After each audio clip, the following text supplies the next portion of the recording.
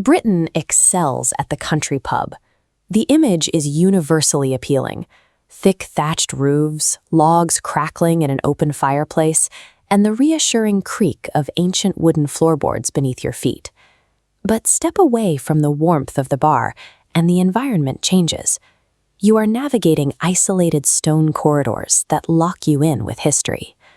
A recent survey found that 28% of British adults report experiencing something inexplicable, heavily concentrated within these specific types of heritage structures.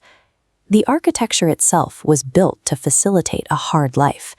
These exact walls oversaw local justice and brutal executions, concealed violent smuggling operations, and witnessed fatal betrayals. Ordering a pint is one thing. Booking a room means voluntarily placing yourself inside a physical space that has actively absorbed centuries of human extremity and violence. The dilemma you face when planning a trip is simple: knowing the difference between a charming afternoon visit and an actively disruptive, profoundly uncomfortable overnight stay. Look at this checklist. To solve this dilemma, we have to determine your specific travel profile. You fall into one of three distinct camps: the comfort tourist, the historical purist, or the thrill seeker.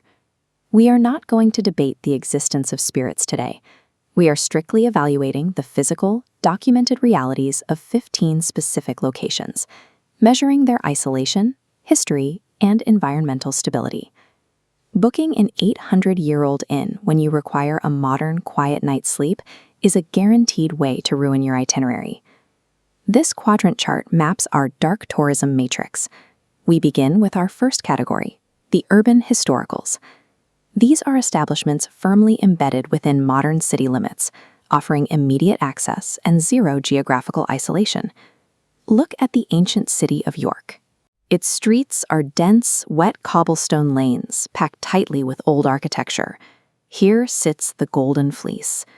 Operating since 1503, it holds 5 centuries of documented history, most notably the lingering presence of a Victorian-era mayor's wife, known to wander its tight corridors. Down in London, the 10 Bells in Spitalfields maintains a direct, verifiable link to 1888. At least 2 of Jack the Ripper's victims drank at this exact bar, shortly before they were murdered. Across the city, in a hidden mews, the Grenadier operates out of a building erected in 1720, originally serving as an officer's mess for the Duke of Wellington's regiment. Local records note that a young officer was beaten to death in the cellar over a gambling debt. Today, patrons literally stick money to the ceiling to help pay off his outstanding wagers. These locations deliver highly documented historical records. However, the hum of city noise, the glare of streetlights, and regular foot traffic lowers the atmospheric tension. You are safe in the crowd. Move away from the cities, and the logistics change entirely. We arrive at the highly isolated country pubs, where geography works against you. This is Bodmin Moor in Cornwall. It is a severe, vast, and treeless expanse of earth. Sitting completely alone on this landscape is Jamaica Inn, built in 1750. Its extreme remoteness made it a highly effective strategic drop point for smugglers moving untaxed contraband across the county. That intense isolation is exactly what drew author Daphne du Maurier to document the inn's severe atmosphere in her literature during the 1930s. Traveling north into Scotland, the environment grows even more rugged and isolated along the shores of Loch Lomond. Established in 1705, the Drover's Inn operates deliberately as a time capsule. The interior relies on antique weaponry, heavy timber, and taxidermy to maintain an unbroken link to its past. When a winter storm rolls in or the sun drops behind the hills, the roads vanish. You are entirely confined to the building until morning.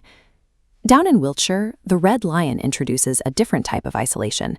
It is the only pub built inside a 4,000-year-old prehistoric stone circle. Inside the tavern sits a physical well. During the English Civil War, a returning soldier murdered his wife and threw her body directly down that shaft. Booking a room out here grants you an unmatched, authentic atmosphere, but the sheer logistical difficulty of leaving means you must fully commit to the heavy psychological weight of the building for the entire night. Finally, we reach the apex of the scale, locations notorious for active physical disruption. The Skerrid Inn in Wales claims a nearly 900-year history. Its main staircase retains the physical rope marks from an estimated 180 local executions carried out directly on the timber beams. At the Castle Inn in Essex, over 100 visitors have reported sharp physical disturbances in its main room, ranging from heavy furniture violently moving across the floor to sudden unexplained noises loud enough to entirely prevent sleep. The Black Bear Inn sits in Tewkesbury, directly tethered to the extreme violence of a 1471 battlefield. At the ancient Ram Inn in Gloucestershire, physical excavations beneath the staircase uncovered the skeletal remains of children buried alongside broken ritual daggers. Investigators measuring environmental baselines inside the Ram Inn regularly document inexplicable instantaneous temperature drops of up to 20 degrees. Up in Chester, the top-floor flat above Ye Old King's Head has remained completely vacant for years. The reported psychological distress experienced by tenants is severe enough that no one will sign a lease. Choosing to stay in these specific rooms requires a deliberate trade. You are willingly sacrificing basic sleep hygiene to gain maximum exposure to a deeply disturbing environment. The documented violence, the organized smuggling, and the deep antiquity of these structures are verifiable facts. They remain true regardless of your personal stance on the paranormal. This decision matrix maps your travel profile directly to the correct establishment. If you are a comfort tourist, your action is clear.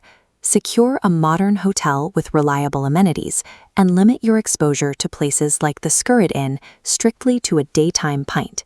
The historical purist should target locations with deep architectural preservation, like the Mermaid Inn with its 15th century smuggler tunnels.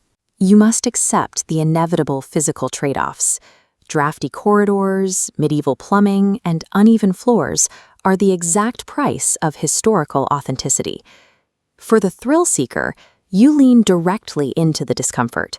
Book the most notorious environments, like the ancient Ram Inn or Ye Old King's Head, and prepare for an incredibly long night. Assessing your own tolerance for isolation and physical discomfort is the only way to navigate these places.